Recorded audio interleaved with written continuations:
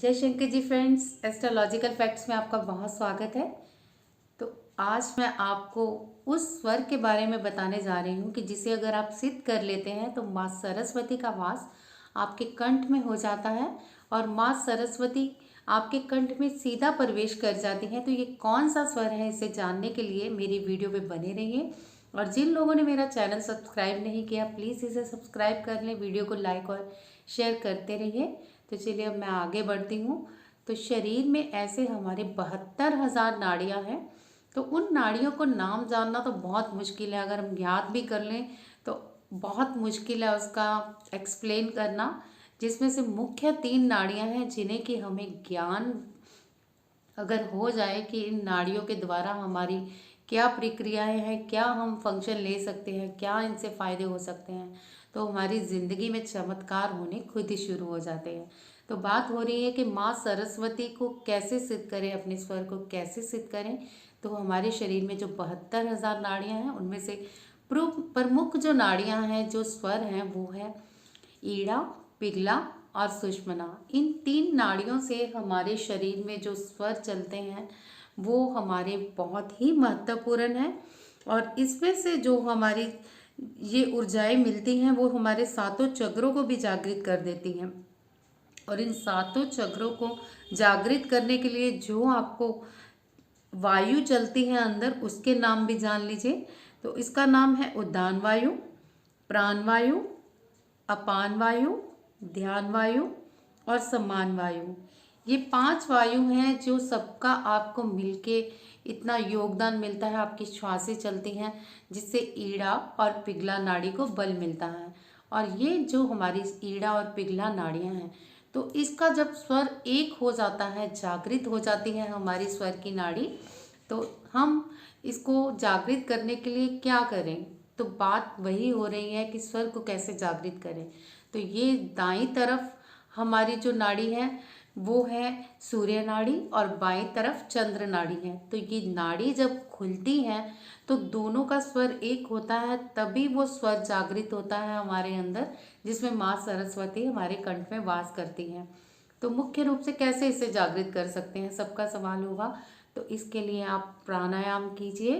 प्राणायाम कैसे करना है मैं आपको बताती हूँ, जिससे आप अपने नाक से श्वास लेंगे और मुख से छोड़ेंगे।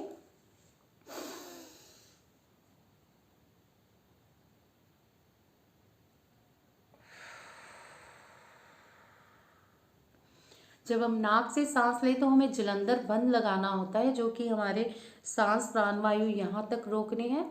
उसके बाद आपने रोक के जितनी देर रोक सकते हैं, उसके बाद आपको सांस मुंह से छोड़नी है। तो एक बार फिर से ट्राई करते हैं, आइए ट्राई करिए मेरे साथ।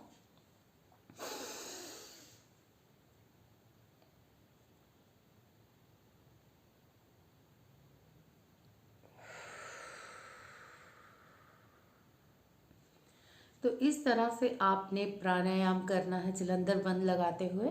और दूसरा जो इसका है वो है अलोम विलोम। तो अलोम विलोम मैंने आपको अपनी पहली वीडियो में भी सिखाया था। आइए एक बार फिर से इसकी प्रैक्टिस करते हैं।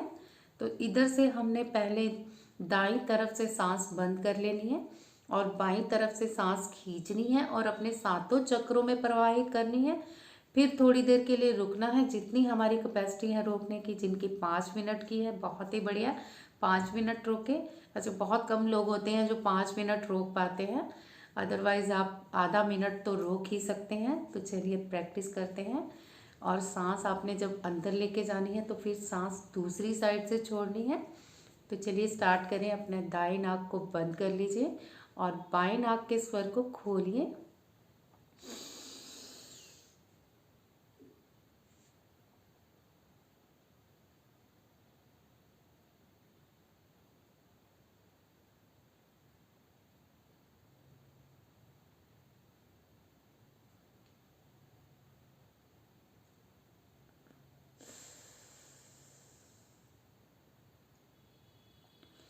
इस बात को हमेशा ध्यान में रखिए कि जितनी सांस लेने में हम टाइम लगाते हैं, उतना ही हमें सांस छोड़ने में टाइम लगाना है। और इस तरह से जल्दी जल्दी ये प्रक्रिया बिल्कुल नहीं करनी। कुछ लोगों को आदत होती है इस तरह से, तो इस तरह से नहीं करना है। बिल्कुल आराम आराम से करना है और अपनी शुद्ध हवा को अंदर लेके जाना है। और इसके लिए जो शुभ टाइम रहेगा वो 5 से लेके 8 बजे तक होता है। बेहतर होगा आप सूर्य की चढ़ती किरणों में करें, क्योंकि बहुत ज़्यादा हमारी वाइब्स उसमें निकलती हैं और वाइब्स हमारी उत्पन्न होनी शुरू हो जाती हैं। हमारे स्वर भी उतने ही तेज़ी से प्रतिक्रिया करने लगते हैं। तो इन चीज़ों को अगर आप तेजी से करना चाहते हैं तो सूर्य की रोशनी सबसे बेहतर है, ऊर्जावान है। तो मैंने आपको समझा दिया है कैसे करना है। और तीसरी जो एक्सरसाइज है उसमें आप सांस एक ही साइड से लेंगे, फिर दूसरी एक ही साइड से लेंगे। तो पहले हम बाईं तरफ से ही शुरू करते हैं, फिर दाईं तरफ से करेंगे। चलिए मेरे साथ कीजिए स्टार्ट।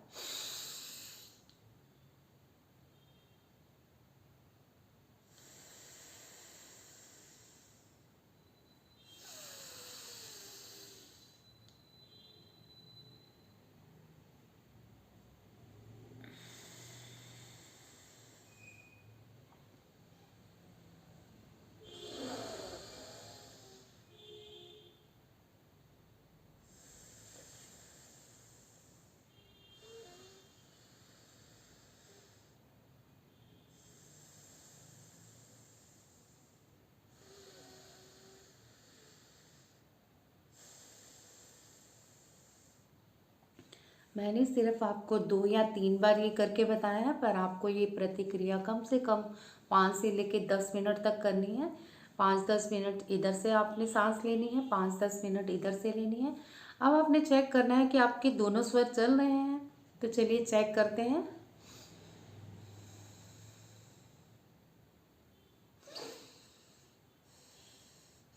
तो मेरे तो दोनों स्वर चल रहे हैं, अगर आपके भी चल रहे हैं तो यही टाइम है आपके स्वरों को जागृत करने का, अपने सातों चक्रों को जागृत करने का। तो यही टाइम है अगर आप संयम करके थोड़ी देर साधना में बैठे, क्योंकि हमारी जब सुषुम्ना और ईड़ा नाड़ी दोनों चल पड़ती हैं, इगला और पीड़ा नाड़ी चलती हैं, तो ये दोनों नाड़ियों के स्वर जब आपस में मिलते हैं ईड़ा और पिघला के, तब हमारी सांस जागृत होना शुरू हो जाती है। और हमारे स्वर जब मिल जाते हैं तभी हमारे कंठ में सरस्वती माँ का वास हो जाता है। तो ये प्रैक्टिस तो मैंने आपको बता दी है कि कैसे करनी है। तो अब आपने थोड़ी देर में साधना के लिए बैठना है शांत होके। तो शांत होके आपने कैसे बैठना है मैं वो भी आपको सिखाती हूँ। पहले आपने धीरे धीरे सांसों पे ध्यान केंद्रित करना है। यहाँ पहले किसी बिंदु पे ध्यान केंद्रित कर लीजिए। दीवार पे एक छोटा सा बिंदु लगा लीजिए पेंसिल का, उस पर कंसंट्रेट कीजिए। थोड़ी देर के लिए त्राटक कीजिए उस पर। तो मैं आपको त्राटक करके बताती हूँ। जितनी देर हो सके, जितनी आपकी कैपेसिटी है कीजिए। स्टार्ट करते हैं त्राटक।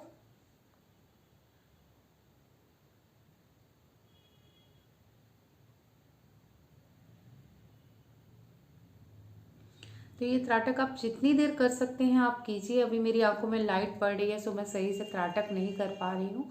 अदरवाइज़ अगर हम डिम लाइट में त्राटक करते हैं तो हमारा त्राटक बहुत लंबा जाता है, कम से कम 5-10 मिनट हो जाता है।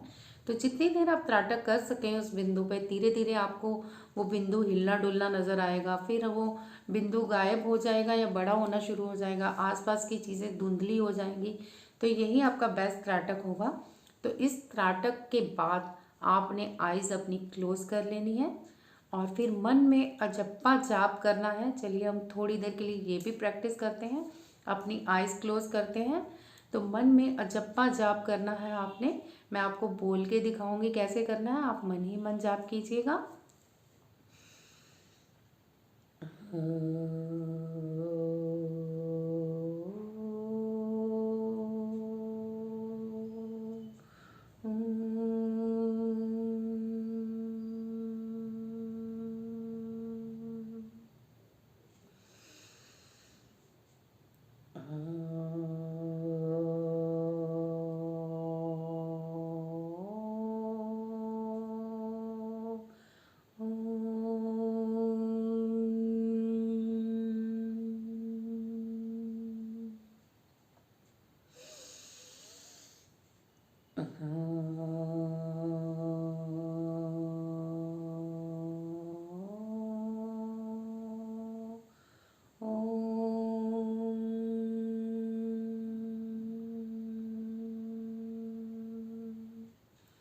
जब भी हम ये जाप करते हैं तो हमने जब उनकी आवाज़ को फील करना है तो आपने कंठ पे ध्यान देना है, अपने विशुद्धा चक्र पे, जिससे कि आपकी ब्लू लाइट जागृत हो रही है। और जैसे कि हम का उच्चारण करते हैं तो म को यहाँ फील करना है, उसकी वाइब्रेशंस को फील करना है और जागृत करना है अपने कंठ को। तो ये हमारे ईड़ा और पिगला के स्वर मिल जाते हैं तो हमारे कंठ की वाइब्रेशंस और भी तेज़ी से बढ़ती हैं। तो इन वाइब्रेशंस को अच्छे से बढ़ाने के लिए आप ये ज़रूर ध्यान में रखिएगा कि आपके दोनों स्वर चल रहे हो नासिका के। प्रैक्टिस मैंने आपको बता ही दी है कि कैसे करनी है। पहले आपने किस तरह स्वर को जागृत करना है, तो ये सूर्य स्वर, चंद्र स्वर जब मिल जाते हैं आपस में, और स्पेशली जब आप इसको चंद्र और सूर्य की रोशनी में करते हैं। अब आप सोच रहे होंगे चंद्र की रोशनी कहाँ से आ गई, तो कभी आप देखना जब सूर्य चढ़ता है तो चंद्रमा भी वहाँ से कहीं ना कहीं से थोड़ा बहुत नज़र आता है, तो उसकी लाइट भी आप पे रिफ्लेक्ट करती है। तो तब जब ये सामान्य शक्तियाँ ऊपर से हमारे बड़ी तेज़ी से फैलती हैं अंदर, तो हमारे स्वर और भी जागृत होने शुरू हो जाते हैं। तो इस तरह से आपने प्रैक्टिस करनी है। मैंने आपको थोड़ी देर करके बताई है ताकि आप आराम से कर सकें। अब एक चीज़ को और फील करना है, जब आप इस तरह स्वर को कंठित करते हुए थोड़ी देर के लिए साइलेंट रहेंगे और हो सके तो अपने कानों में हेडफोन लगा लीजिए जिसमें आपने कोई कुछ म्यूज़िक नहीं लगाना, या फिर कानों में रुई लगा लीजिए और परफ्यूम लगा लीजिए चंदन का मस्तक पे और नेवल पे, ताकि आपको ये खुशबुएं फील हो। मैं जल्दी ही शुरू करने वाली हूँ, पर उससे पहले मुझे फिर याद आ जाता है कि ये ज्ञान देना आपको बहुत ज़रूरी है। खुशबुओं के ज्ञान तो आपको ज़रूर दूंगी कि कौन से चक्र में खुशबू कौन सी जागृत होती है। फिलहाल तो ये कीजिए जैसे कि आपको बता रही हूँ। माथे पे चंदन लगाना है, कंठ पे भी हो सके तो लगा लीजिए और नेवर पे भी लगा लीजिए। फिर आपने थोड़ी देर के लिए साइलेंट रहना है और फील करना है अनाहत नाद को कि आपके कानों में कौन सी ध्वनि बज रही है। तो ये प्रोसेस आप जितनी देर कर सकते हैं, जब तक आपको ना फील हो, 15 मिनट, आधा घंटा, 1 घंटा, जितनी देर आप बैठ सकें। तो अभी हम 5 मिनट की प्रैक्टिस करते हैं। तो किन किन लोगों को अनाहत नाद की फीलिंग आती है मुझे बताइएगा। कौन से स्वर अपने आप कानों में गूंज रहे हैं, जो कि ओंकार को लिए हुए पूरी सृष्टि में ये स्वर गूंज रहे हैं, वो पूरा ब्रह्मांड जो हमारे अंदर समाया हुआ है। तो आज उस ब्रह्मांड को थोड़ी देर के लिए फील करना है। थोड़ी देर के लिए साइलेंट हो जाते हैं, अपनी आइज़ क्लोज करते हैं, शांत हो जाते हैं और फील करते हैं कि अनाहत नाद की धुन आपको सुनाई देती है कि नहीं। जिन लोगों के ध्यान केंद्रित नहीं होते, अपने श्वासों पे ध्यान रखिए और कान खुले रखिए अंदर के दरवाज़ों के। कौन सा स्वर आपको सुनाई देता है कमेंट बॉक्स में बताइएगा। चलिए स्टार्ट करते हैं हम। सांसों को धीरे धीरे लीजिए, फिर धीरे धीरे वैसे ही छोड़ दीजिए। तो इसी तरह अपने सांसों पे ध्यान केंद्रित करते हुए आपने स्टार्ट करना है। तो साइलेंट हो जाना है। Let's start now for 5 minute.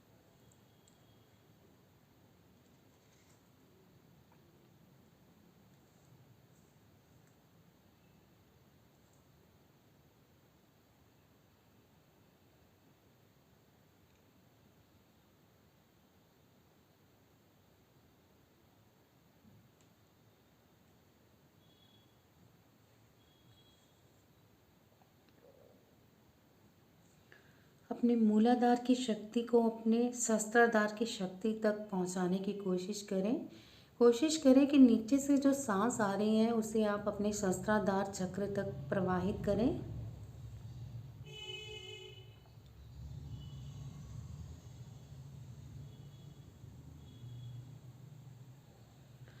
और अपने कानों में उस धुन को फील कीजिए जो बज रही है इस पूरे ब्रह्मांड में।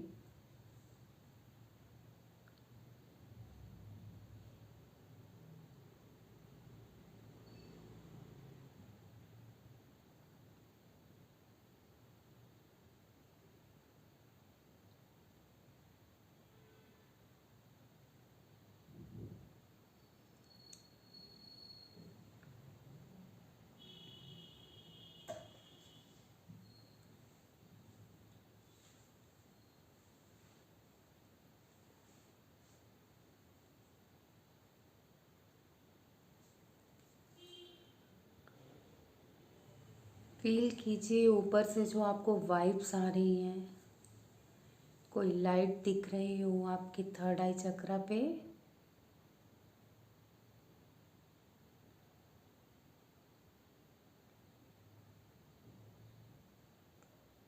तो चलिए, मैं आपकी इतनी ही प्रैक्टिस थोड़ी सी करवाना चाहती थी, बाकी आप प्रैक्टिस अपने आप खुद कीजिएगा जब आपको टाइम लगे, जब आपको लगे कि हम अब ध्यान अवस्था में जा सकते हैं। तो जितने पहुँचे साधक हैं वो ये अपनी प्राण वायु पे संयम करके, उसे रोक के, इसी से अपने सातों चक्रों को जागृत करके अपनी शक्तियों को प्रवाहित करते हैं। जैसे परमाणु आपको बाहर नज़र आते हैं कि फट जाता है तो कितना धमाका होता है, एक छोटे से परमाणु में कितनी सारी शक्तियाँ होती हैं, कितना कुछ नष्ट करने का उसमें समाया होता है। वैसे ही आपके अंदर ये शक्तियाँ एक परमाणु की तरह होती हैं। आप चाहें तो इसे अच्छी भलाई के लिए लगा लें, आप चाहें तो इसे बुराई के लिए लगा लें। कुछ लोग इन शक्तियों को प्राप्त करके सिर्फ तांत्रिक बन जाते हैं और अच्छा भी करते हैं, कुछ तांत्रिक बन के लोगों का बुरा भी करते हैं। तो मैं तो यही चाहूँगी कि आप इस शक्तियों को जगा के अपनी मनुष्य की उच्चतम भलाई के लिए लगाइए, उनकी ब्लेसिंग्स लीजिए और परमात्मा की लाइट्स को ऐसे ही प्राप्त करते रहिए। तो जिन लोगों की ये नाड़ी अब जागृत हो जाती है, स्वर जागृत हो जाता है, उन लोगों के लक्षण क्या है? उनका ध्यान अपने आप पूजा पाठ हवन में लगता है, लोगों की भलाई में लगता है, लोगों की बहुत सारी प्रॉब्लम दूर करने में अपना जीवन व्यतीत कर देते हैं और उनको ब्लेसिंग्स देते रहते हैं, बिना किसी को जाने भी उनको ब्लेसिंग्स देने की एक हॉबी बन जाती है। ये सारे उस नाड़ी को जागृत जिनकी होती हैं उनके लक्षण हैं। तो आप भी अब अपनी ये स्वर को जागृत कर लीजिए, माँ सरस्वती का कंठ में वास कर लीजिए। तो एक और मैं संदेश देना चाहूँगी, जो लोग रेकी हीलर हैं वो रेकी ज़रूर कॉल किया करें, क्योंकि इससे उनकी प्राणवायु की शक्तियाँ डबल तरीके से जागृत हो जाती हैं। और जो चीज़ों को आपको 2-3 महीने लग जाते हैं, सालों लग जाते हैं, वो आप कुछ ही दिनों में उन शक्तियों का अनुभूति कर सकते हैं। तो उम्मीद है आपको मेरी वीडियो ज़रूर पसंद आई होगी, ज्ञान लेते रहिए। और चलिए, आज मैं आपको मूलाधार की खुशबू का भी बता देती हूँ, क्योंकि मैंने प्रॉमिस किया था कि मैं जल्द ही आपको खुशबुओं के बारे में बताऊंगी। तो जानिए आज मूलाधार में कौन सी खुशबू जागृत होती है जब हम चक्रों को जागृत करते हैं। तो मूलाधार में आपके गुलाब की खुशबू बसी हुई है।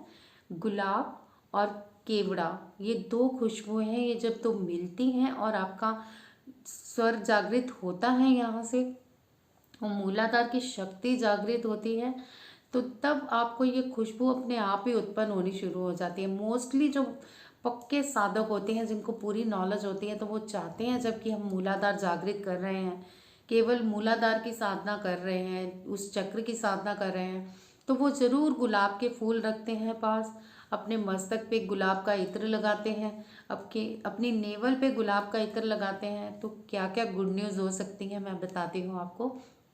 बहुत सारी लेडीज़ होती हैं जो संतान से वंचित हो जाती हैं, कई बार कुछ प्रॉब्लम्स होती हैं उनमें, तो कैसे दूर कर सकते हैं हम, संतान प्राप्ति कैसे कर सकते हैं मूलाधार को जागृत करके, अब मैं आपको ये बताने जा रही हूँ। तो अगर वो अपने नाभि पे इत्र लगा के इस चीज़ का ध्यान करे कि वो प्रेग्नेंट हो गई हैं, और उनको एक बहुत अच्छा बेबी मिल गया है जो कि हर शक्ति से भरपूर है, उनके हर कार्य करने में सक्षम है, उनके पूर्वजों की ब्लेसिंग से आया है। इस तरह की फीलिंग लेते हुए आपने गुलाब का इत्र लगाना है और मस्तक पे भी इत्र लगाना है।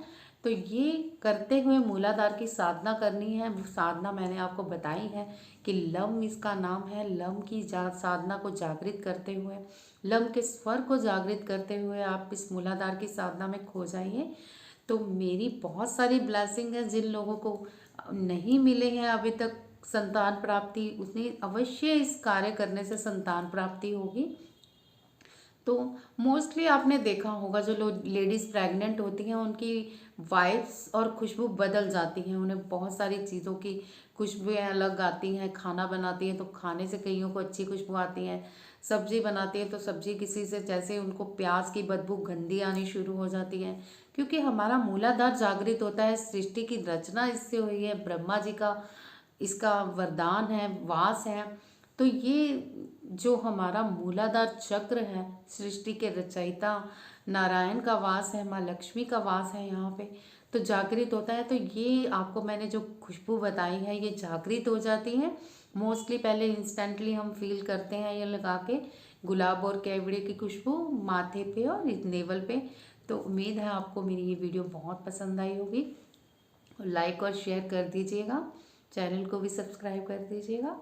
आपके अपने भी कुछ कमेंट हो या कुछ पूछना हो या बताना हो तो प्लीज़ बताइए। आप यहाँ पे जिन लोगों को अपना भी कोई ज्ञान जागृत है, हो सकता है मुझे इतना ज्ञान ना हो, आपको मुझसे ज़्यादा हो, तो आप प्लीज़ मेरी वीडियो पे वो कमेंट बता सकते हैं कि आपको क्या और ज्ञान है इस चीज़ के बारे में।